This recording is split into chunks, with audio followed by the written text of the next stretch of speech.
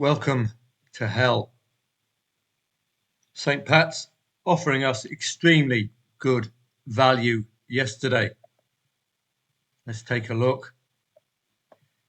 Bear in mind the huge gap between the two sides, quality-wise. Bear in mind they were in hell.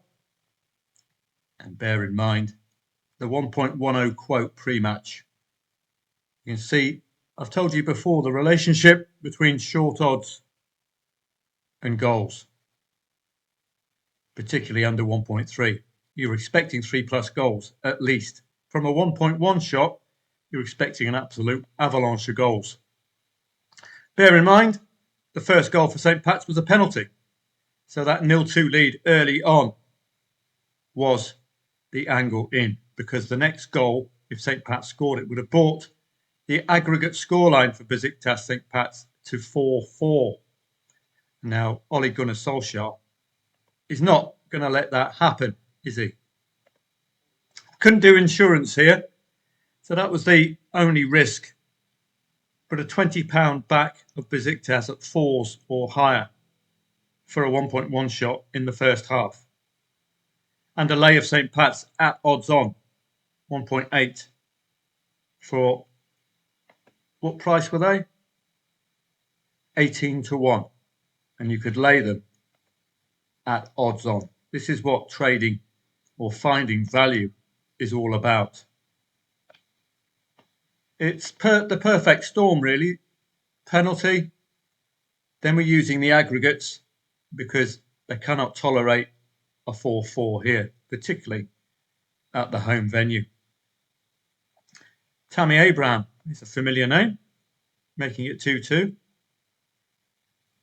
They are getting some very familiar players in these Turkish sides. Rafa Silva, Abraham. They're picking up some quality, aren't they? They might be capped to the quality 3 or 4 players from a different country or something. But that was an excellent play. And that's all you need, really, isn't it? Find one of them each day and it's Merry Christmas. And that was all that I concentrated on. I was a little late, as you know. I had that strange occurrence with my motorbike. But I did give you this differdanga, and I hope you got on it late on. I was waiting. We did get involved in the first half, and thankfully kept liability low because this is Estonia and Luxembourg. But again, play the aggregates. You play the aggregates.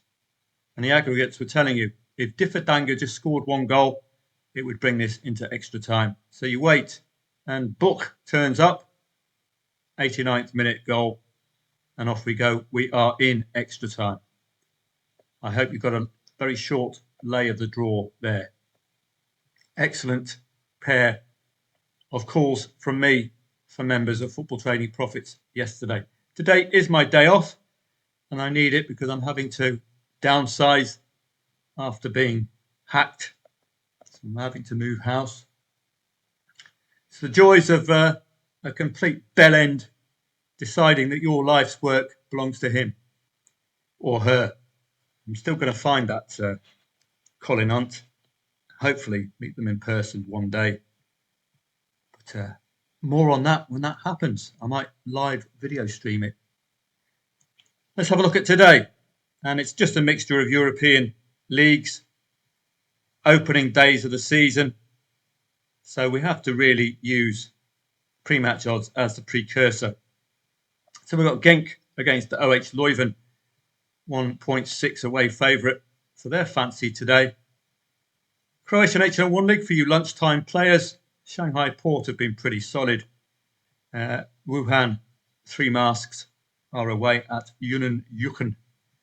Yeah, we've all been having sleepless nights waiting for that one. Croatian HL1 League, just the 1 match. Vukovar, I think, are newly promoted. So if you're up and playing this evening, could have a target on their back. Vukovar, 1991, are playing Istra, 1961. So a very young pair of sides. Danish Super League, Copenhagen coming off the back of the European fixture. Fredericia coming off the back of the European fixture against Midtjylland. So they might be fatigued, these two. But this is a dominant force in the league, Copenhagen, so far. Got 2 goals in the locker whenever they need it. And welcome to the EPL, Liverpool against Bournemouth. It's a watching brief. It's all change at Liverpool. I've done the research for members. The key thing we look at is the transfer news at this stage of the season. You can find that here at uk.soccerway.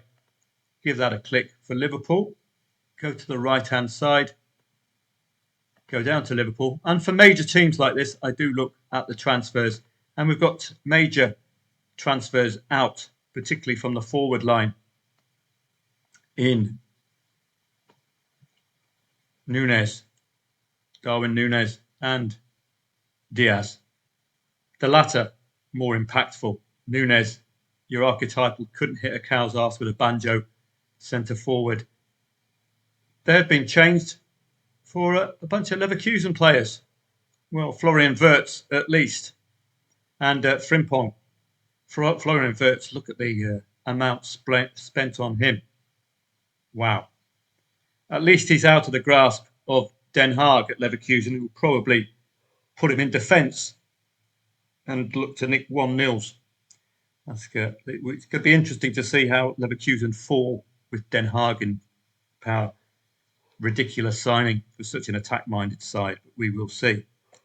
Ekiteke from Frankfurt, so it's a real German feel to the betting market, not the transfer in market, and Kerkez from Bournemouth. I don't know his strengths or weaknesses.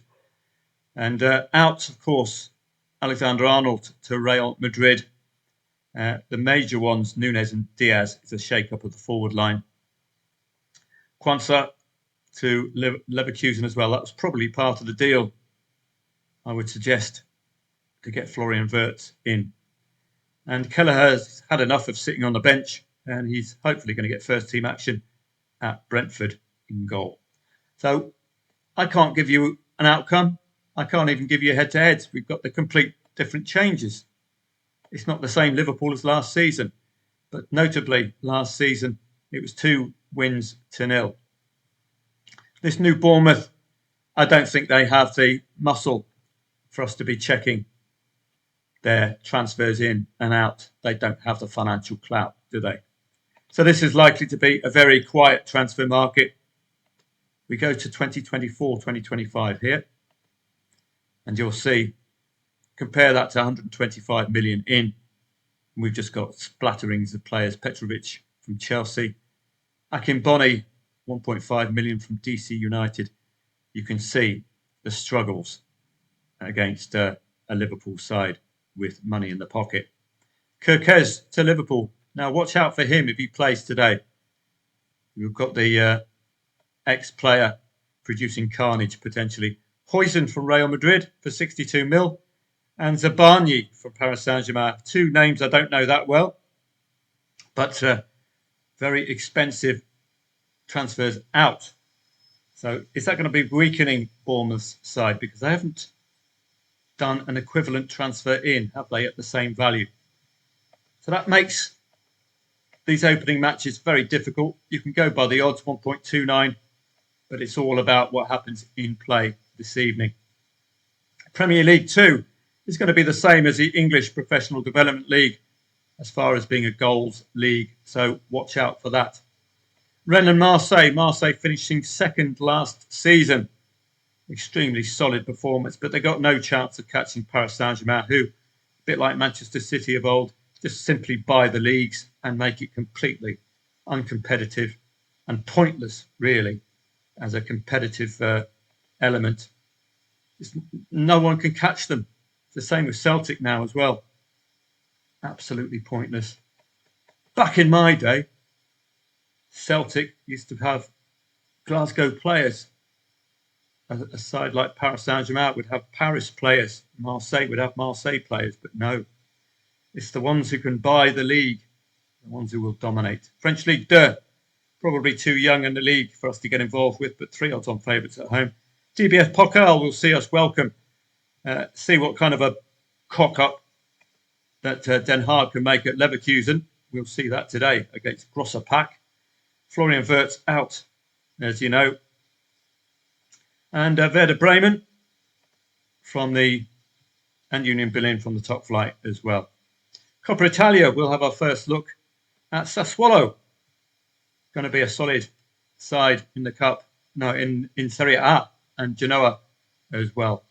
So just a smattering of matches. Bodo Glimt expected to lead by half-time. And we've got Girona, Rayo Vallecano, Villarreal. Watch out for Gerard Moreno. He really impressed me, albeit in a friendly against the Arsenal. I can't provide you with research, can I? Absolutely pointless. I've just looked at last season's form, where they ended up and what the patterns were like. But you can see in the case of Liverpool, huge changes. Are they going to click? Florian Wirtz going to click? They still have Mo Salah, who scored 40 plus goals. But Diaz, I think, will be the major absentee, or the Major League felt absentee. He got some absolutely crucial goals. Nunez just couldn't cut the mustard. Didn't score enough. Have a great day today. It is my day off. I think you'll find this evening's coupon to your liking. Probably not going to be hearing from me. I do need time off. I put in a late shift for you yesterday, and I had to battle the Thai spirits, as you'll see here. I don't know how on earth this happened yesterday. That's why I was late for one of the plays yesterday. I was trying to figure out if they got my video. Probably been taken. There it is, look. So if you've got Arthur C. Clarke's number or the crew from Rent-A-Ghost number, if you could tell me how this happened. I blame the ex-wife myself. This has got her written all over it. There we go. So the universe giveth, and the universe taketh away. Two new right indicators. Fabulous stuff. Have a great day yourself. You won't be hearing from me today. I will be welcoming you tomorrow to what is an extremely solid coupon, welcoming me back to the English Premier League. And again, we've got to look at transfers in, transfers out. And we're joined by France. We're joined by the DBF Pokal. So we've got the Bundesliga next week. We're joined by Italian Coppa Italia.